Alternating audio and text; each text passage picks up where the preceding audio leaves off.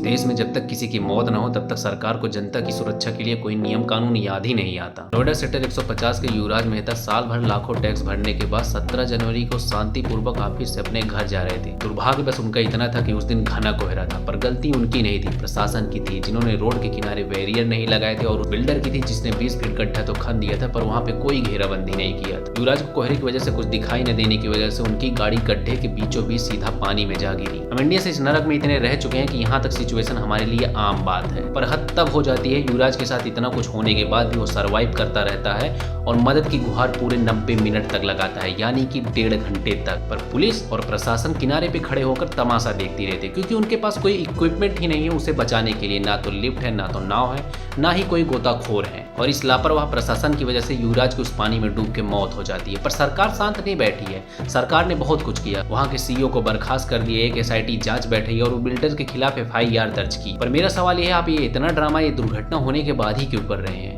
जो पब्लिक इतना टैक्स पे कर रही है उसे पब्लिक सेफ्टी जैसी बेसिक चीजें बिना किसी दुर्घटना के नहीं मिलनी चाहिए? धन्यवाद।